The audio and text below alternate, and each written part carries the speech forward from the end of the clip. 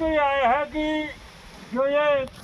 64.66 लाख का जो कार्य योजना थी पाइपलाइन के जरिए पंचौकी से चोपड़ा चढ़ाई के और पानी को डाइवर्ट करने की,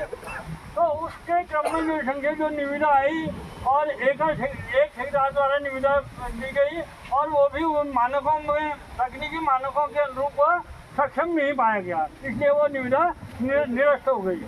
तो ऐसी स्थिति में जो एक ऑप्शन आया कि सब लोगों में सर्वसम्मति इसमें हम ये बनाना चाहते हैं कि क्या ये पाइपलाइन के बजाय इसको ओपन नाले के जरिए डाइवर्ट होना चाहिए पानी, और हाँ इसमें हाँ अगर सबकी सहमति है तो हाथ खड़े करेंगे। ओपन नाले के बारे में सबके हाथ खड़े करेंगे। अगर किसी को भी आपत्ति है, एक भी आपत्ति है तो सब हाथ खड़े करें। हो गया ओपन नाले के जरिए बरसाती नाले के पानी को ओपन नाले के जरिए डाइवर्ट होना चाहिए, ताकि कभी कोई मलबा हलवा आता है तो ओपन नाले से उसकी सफाई की जा सके। तो ये पॉइंट फाइनल हो गया। ओपन नाला ओके। नमस्कार सम्मानित साथियों, मैं रमेश चंद्र पांडे आज अपने YouTube के चेंज जाओ चैनल, जो कि विकास के प्रति जवाबदेही से जुड़े सवालों पर बेबाकी से अपनी राय व्यक्त करने के लिए बनाया गया है, के माध्यम से जिस विषय को आप सबके साथ साझा करना चाहता हूँ वह है आपदा के समय कैसे बनती हैं कार्य योजनाएँ और कैसे होता है उनका इम्प्लीमेंट। इस विषय पर एक उदाहरण, ज्वलंत उदाहरण मैं देना चाहता हूँ। हल्द्वानी शहर के बिठौरिया नंबर 1 के गैर वैशाली क्षेत्र में बरसाती नाले से जल भराव की स्थिति का पिछले कई सालों से यहाँ पर बरसाती नाले से करीब 15 कॉलोनियों में जल भराव होता रहा है, लेकिन पिछले साल यहाँ पर एक नहर कवरिंग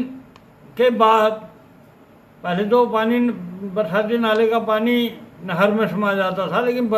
नहर कवरिंग के बाद पिछले साल से यह समस्या विकराल रूप में आई कि वो बरसाती नाले का पूरा पानी यहाँ 15 कॉलोनियों में घुसता था और कॉलोनियों में उस पानी को लेकर मकानों को खतरा होने के साथ साथ ही जान माल को भी खतरा बना हुआ था। लोगों में दहशत थी और इसी बात को लेकर सभी कॉलोनी वासी ने इकट्ठा होकर इस बीच यहाँ पर एक आंदोलन भी किया। तो उस पूरे जो सामूहिक रूप से आवाज़ उठी तो प्रशासन ने आनंद फानंद में इसका एक कार्य योजना बनाई कि जहाँ पर से वो बरसाती नाला आता था उस बरसाती नाले के पानी को पंचौकी के पास से चोपड़ा चौराहे की ओर डाइवर्ट करने के लिए कार्य योजना बनाई 64.66 लाख की। वो पानी को डाइवर्ट पाइपलाइन के जरिए उस पानी को डाइवर्ट किया जाना का कार्य योजना बनाई गई और बहुत से डीएम द्वारा भी इसमें पूरी प्रभावी तत्परता के साथ पहल की गई और प्राथमिकता के साथ इस कार्य को करने के निर्देश दिए गए और उन्होंने कहा कि जो ये इसमें धन की कोई कमी नहीं आने जाएगी और इसको फटाफट किया जाए। सब लोग बात हुई और इस बीच जो आंदोलनरत लोग थे कॉलोनीवासी, उनके साथ प्रशासन की बैठक हुई तो उनको बैठक में यह उसमें टाइम बाउंड भी कर दिया गया कि इसको अधिकतम 20 दिन के भीतर इसमें कार्य आरंभ कर दिया जाएगा। 19 जुलाई को समयबद्धता तय हुई कि 20 दिन के भीतर काम शुरू कर दिया जाएगा। अब पूरे कॉलोनीवासी इस बीच जो बरसाती नाले के पानी से दहशत में थे, उनको टकटकी लगाए थे कि आप 20 दिन का इंतजार कर रहे थे कि अब काम शुरू होगा तब शुरू होगा, लेकिन वो 20 दिन भी बीत गए और कार्य शुरू नहीं हुआ। तो जो एस्टिमेट था, जो उसकी कार्य योजना थी, दरअसल सिंचाई विभाग खंड के स्तर से ये कार्य योजना बनाई गई थी और उन्होंने उनके द्वारा जो ई निविदा आमंत्रित की गई थी, जिसके तकनीकी यूनिट के खुलने की तिथि दिनांक 5 अगस्त थी। नियत तिथि में जब निविदा खोली गई तो उसमें केवल एक ही ठेकेदार द्वारा निविदा डाली गई। ठेकेदार द्वारा डाली गई निविदा प्रपत्रों का नियमानुसार तकनीकी मूल्यांकन करने के उपरांत ठेकेदार को निविदा की शर्तों के अनुसार सक्षम न पाए जाने के कारण निविदा निरस्त कर दी गई, रद्द कर दी गई। अब जब ये बात 6 अगस्त को जब यह बात यहाँ पर जिला खनन न्यास की बैठक में जिलाधिकारी के संज्ञान में लाई गई तो जिलाधिकारी द्वारा निर्देश दिए गए कि जो पानी को डाइवर्ट किया जाना है उसके लिए खुले ड्रेन, ओपन ड्रेनेज के विकल्प पर भी विचार करते हुए प्राथमिकता के आधार पर उक्त कार्य को करवाने की कार्यवाही करने के निर्देश उनके द्वारा भी दिए गए। अब सिंचाई खंड द्वारा पूरे मामले में जब जो ये कॉलोनी वासियों द्वारा जिसमें आगाह किया गया था, नोटिस देके आगाह किया गया था कि अगर जो तय समय सीमा के भीतर अगर कार्य प्रारंभ नहीं होगा, 10 अगस्त तक कार्य प्रारंभ नहीं होगा तो कभी भी 48 घंटे के नोटिस पर वे आंदोलन करने को बाध्य होंगे। इस कार्यविरोध के क्रम में जब सिटी मजिस्ट्रेट द्वारा सिंचाई खंड को पत्र भेजा गया तो उसके जवाब में अधिशासी अभियंता सिंचाई खंड द्वारा सिटी मजिस्ट्रेट को ये पूरी लिखित सूचना दी गई कि ये कार्य आरंभ क्यों नहीं हो सका, निविदा निरस्त को रद्द करना पड़ा है, अब पुनः निविदा आमंत्रित की जा रही है।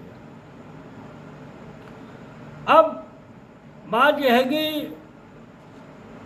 पिछले दिनों डीएम द्वारा यहाँ का दौरा किया गया था तो उस समय भी ये सवाल उठाया गया था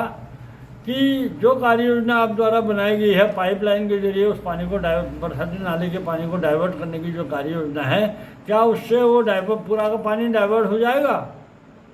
और इसीलिए अब जब चूँकि ये सिमिलर नेचर वर्क था और इसके लिए अब ये बात आ गई कि ठेकेदार को भी कोई दिलचस्पी नहीं है इसमें,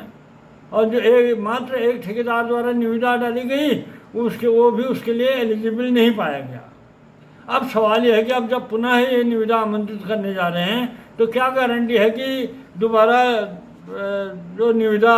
डाली जाएगी उसमें भी एक निविदा भी डाली जाती है, नहीं डाली जाती है, या फिर इसको रद्द करना पड़ेगा, फिर नए सिरे से निविदा आमंत्रित की जाएगी। ये सिलसिला कब तक रहेगा? और यहाँ आपदा की स्थिति है, कॉलोनियों में बरसाती नाले का पानी घुस रहा है, तो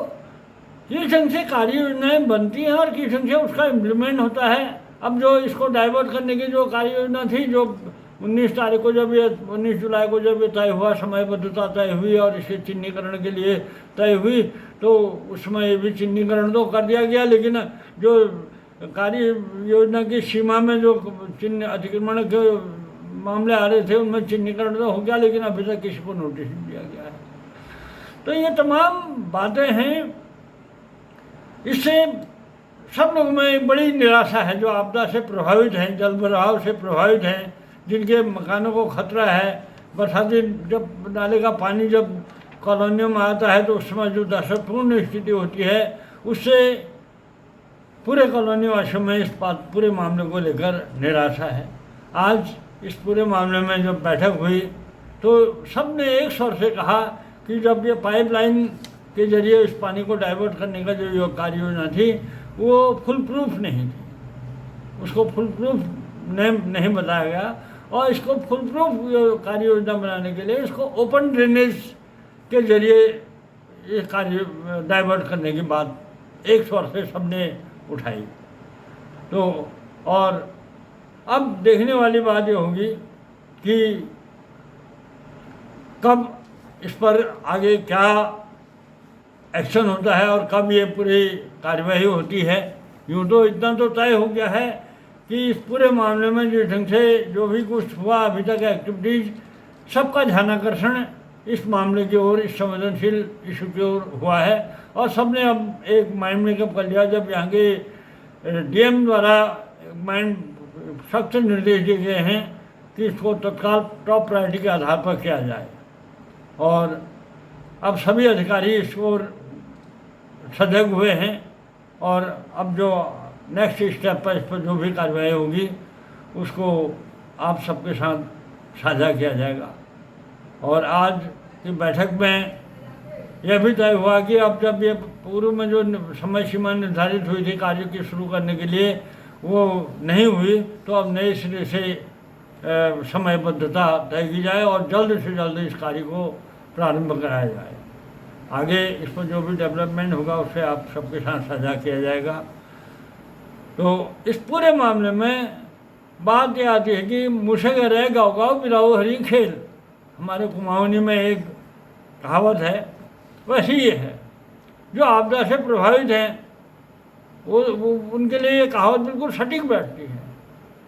कि उनकी तो गले गले आ रही है और यहाँ ये हवाई कागज़ पेन पकड़ी लो इंस्ट्रूमेंट बना दिया, कागजी औपचारिकताएँ बिना हवाई काम कर दिया जा रहा है। कोई भी उसमें एक गंभीरता नज़र नहीं आती है। जब तक आंदोलन नहीं होता है, जब तक ऊपर लेवल से डंडा नहीं होता, तब तक कोई उसको गंभीरता से नहीं लेता है। आगे इसमें जो भी डेवलपमेंट होगा उसे आप सबके साथ साझा किया जाएगा। फिलहाल इस गंभीर मुद्दे पर हमारे इस चैनल की नज़र रहेगी और अपडेट आपके साथ लगातार साझा किया जाता रहा है। आगे आपसे अनुरोध है कि मेरे चेंज जाओ चैनल को लाइक, सब्सक्राइब और शेयर करते रहें। धन्यवाद।